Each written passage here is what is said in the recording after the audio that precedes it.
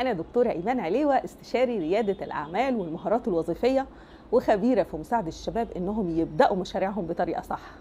النهاردة هنتكلم عن سؤال بيدور في دماغ أي حد عايز يبدأ مشروع.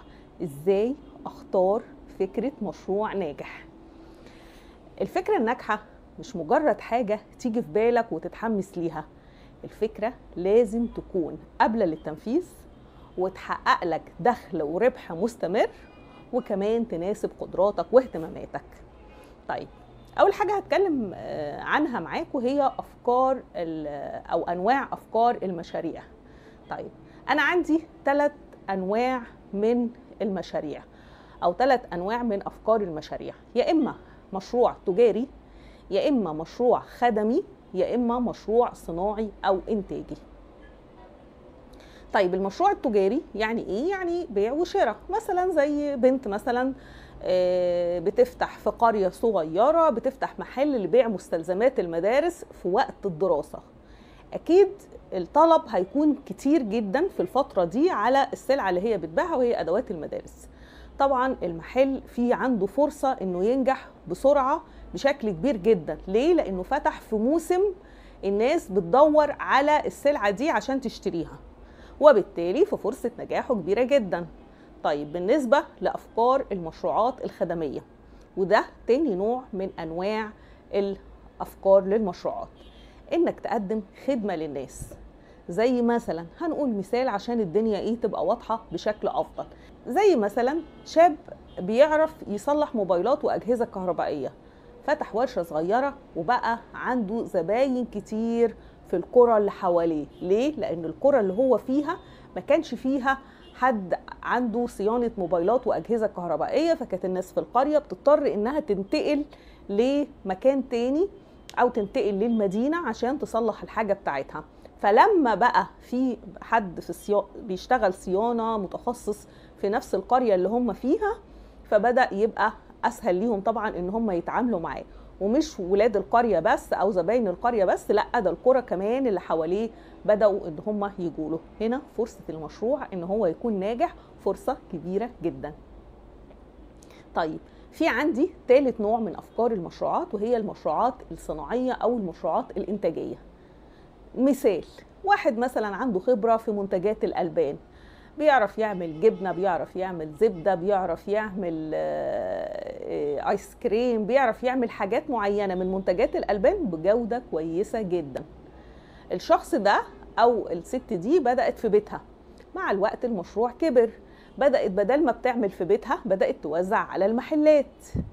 فكرة ممتازة، فكرة ليها زبون. أهم حاجة هنا إنها تكون عندها خبرة ومهارة في الحاجة اللي بتعرف تعملها أو اللي بتعرف تصنعها. خلاص، يبقى أنا عندي 3 أفكار للمشروعات، يا إما تجاري، يا إما خدمي، يا إما صناعي أو إنتاجي. طيب، هنيجي للسؤال المهم جدا: إزاي أختار الفكرة الصح؟ عشوائي ولا في معايير؟ لا، في معايير، في شوية معايير كده أساسية لازم تاخد بالك منها لما تيجي تختار الفكرة الصح لمشروعك. لازم أسأل نفسي شوية أسئلة: هل الناس محتاجين النوع ده من المشاريع أو محتاجين السلعة دي أو الخدمة دي؟ يعني الفكرة بتاعتي لازم يكون ليها طلب، الناس طلباها. طب نقول مثال برضو، واحدة فكرت تفتح محل كوافير في قرية، لكن اكتشفت ان في 3 كوافيرات مفتوحين في نفس المكان. هنا هي قدامها حل من 2، يا اما تعدل المشروع، يا اما تضيف حاجة ناقصة عند ال3 مشاريع اللي زيها عشان تقدر تكون موجودة وتنافس في السوق.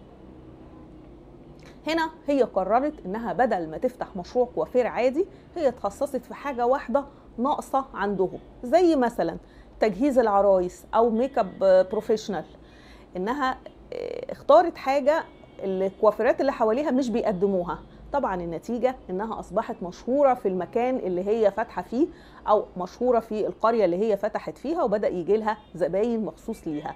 ليه؟ لانها قررت تحل ازمة ان في ناس كتيرة فاتحة المشروع ده، نفس المشروع، ومع انها هي مقتنعة بيه وحابة انها تشتغل في المجال ده، فلازم ما كانش قدامها حاجة عشان تنجح غير انها تحط ميزة جديدة او تضيف قيمة جديدة تميزها عن اللي حواليها. طيب ده سؤال لازم نجاوب عنه، اللي هو الناس محتاجين الخدمة بتاعتي ولا لا؟ لو الناس مش محتاجين الخدمة او ما عنديش زبون، فهنا المشروع بتاعي لا، اختار حاجة تاني لازم. طيب سؤال تاني هجاوب عليه، هل تقدر تنفذ الفكرة دي بنفسك او تقدر تتعلمها بسرعة؟ عندك استعداد انك تتعلم؟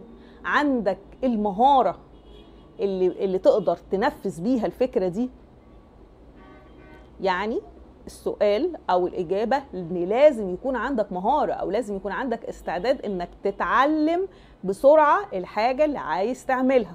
مثال، شاب بيحب الكمبيوتر، شاف ان المكان اللي هو فيه محتاج مكان يطبع فيه اوراق او مركز طباعة وتصوير، اتعلم بسرعة البرامج الاساسية اللي هيستخدمها في المشروع ده، وبقى المشروع ناجح. ليه؟ في احتياج للمكان، في الزبون عندك جاهز ومستنيك انك تفتح. السؤال الثالث، هل تعرف تخطط وتدير المشروع؟ الفكرة بتاعتك تعرف لما تبقى مشروع تعرف تخطط لها وتديرها؟ يعني ترتب خطواتك، تعرف امتى تشتري، امتى تبيع، ازاي تحسب مصاريفك وايراداتك. مثال، واحدة بدأت مشروع تربية فراخ بلدي.